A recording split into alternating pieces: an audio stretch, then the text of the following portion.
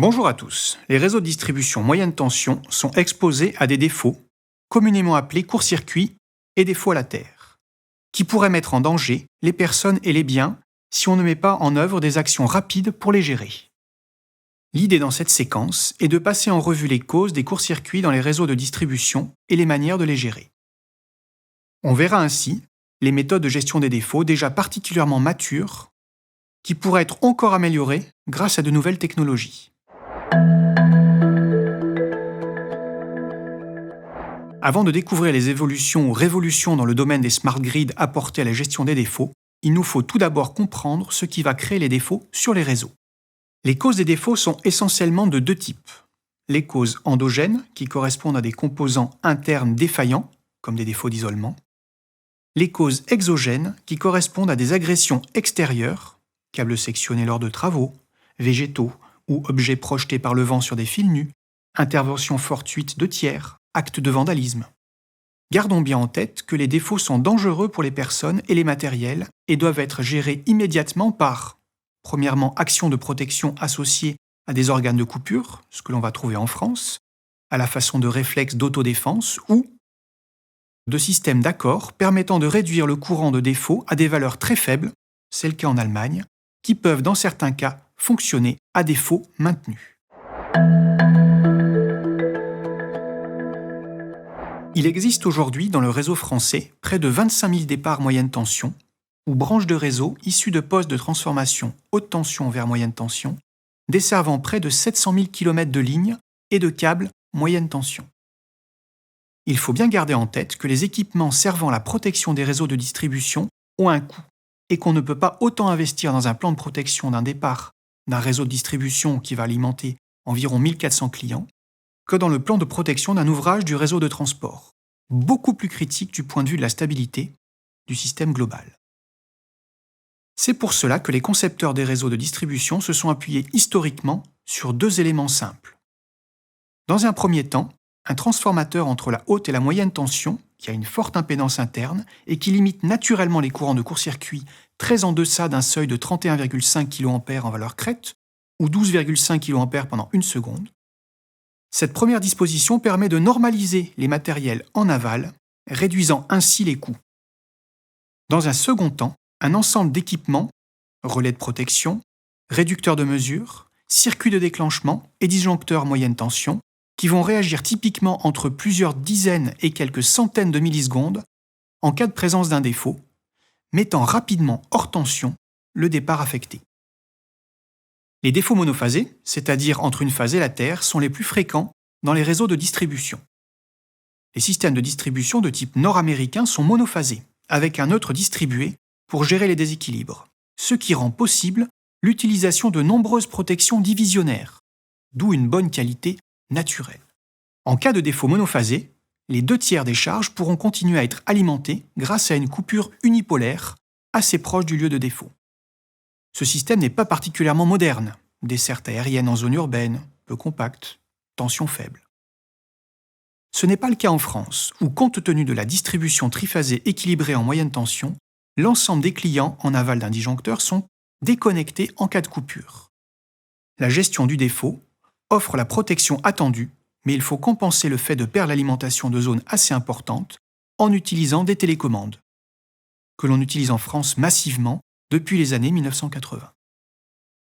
En effet, et pour améliorer notre qualité de service, la France a décidé de construire des réseaux à structure bouclable, munis d'organes télécommandés qui servent à modifier la topologie du réseau.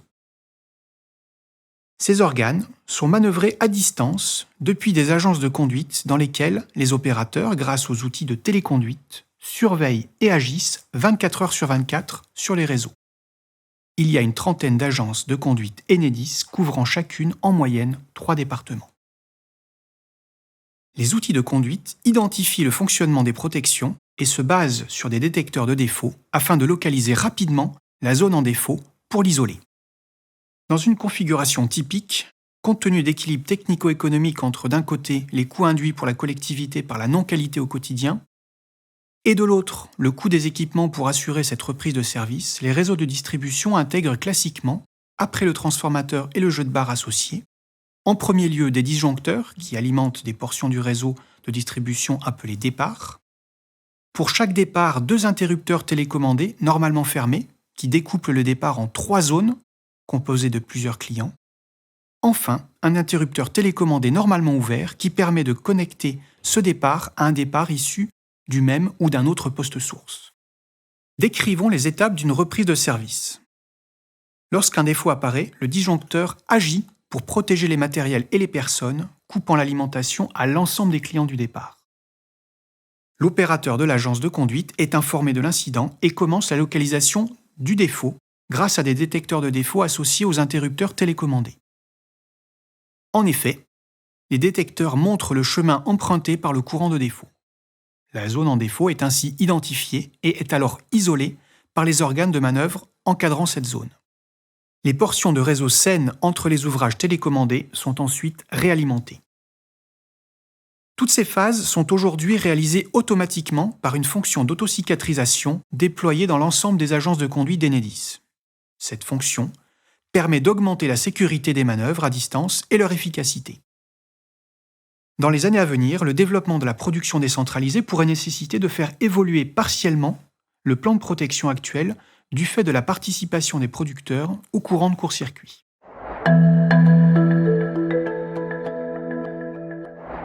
En prévision de cette évolution, des nouveaux concepts décentralisés d'autocicatrisation, en cours de test dans divers projets européens, proposent des solutions pour déjouer les impacts de la production décentralisée et réalimenter automatiquement et de manière décentralisée les réseaux qui ont été touchés par un défaut en pilotant si nécessaire les sources et charges connectées au réseau. Ce concept repose sur une distribution de la décision de reprise de service. Des localisateurs de défauts, judicieusement répartis, utilisent les informations de tension et courant au niveau du départ pour estimer la distance électrique au défaut. Cette information est alors croisée avec des données statistiques des indicateurs de défaut pour identifier de manière statistique les différents lieux possibles et finalement le lieu le plus probable du défaut. Un programme informatique va alors isoler la zone suspectée et faire une reprise de service comme l'aurait fait l'opérateur grâce à l'information probable du lieu de défaut. En cas de surcharge et sur un réseau en situation tendue, le programme fait appel à une modulation de la puissance des charges et des producteurs décentralisés pour réalimenter un maximum de clients. Cette reprise de service peut être décentralisée dans le réseau car le programme va agir sur une partie uniquement de ce dernier. Enedis est convaincu, pour sa part, que la centralisation de la reprise de service est déterminante dès lors que la sécurité des personnes, et en particulier de ses propres équipes, est en jeu. La complexité de la gestion des données, disséminées dans plusieurs automates décentralisés, avec des contraintes fortes de cybersécurité, sont des verrous importants à lever. Enedis a d'ailleurs déjà intégré dans ses algorithmes centralisés d'autocicatrisation une meilleure gestion de la reconnexion des producteurs après défaut et s'engage dans plusieurs études pour aller au-delà. Premièrement, l'optimisation des schémas de reprise en présence d'énergie renouvelable par calcul du respect des plans de protection. Deuxièmement, la prise en compte des caractéristiques des réseaux internes des sites de production en temps réel. Troisièmement, l'anticipation de la validité de schémas de reprise sur les heures à venir par intégration des prévisions, entre autres.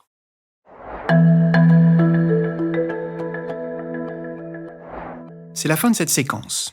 On retiendra en particulier les principales causes des courts-circuits, les solutions successivement mises en œuvre pour gérer les défauts, à savoir d'abord des composants électriques simples, puis des composants télécommandés reliés à des centres de conduite, les étapes actuelles d'une reprise de service, enfin l'évolution vers le concept d'autocicatrisation décentralisée qui pourrait trouver un intérêt marqué en cas de pilotage complémentaire des sources et charges distribuées dans les réseaux actifs et flexibles.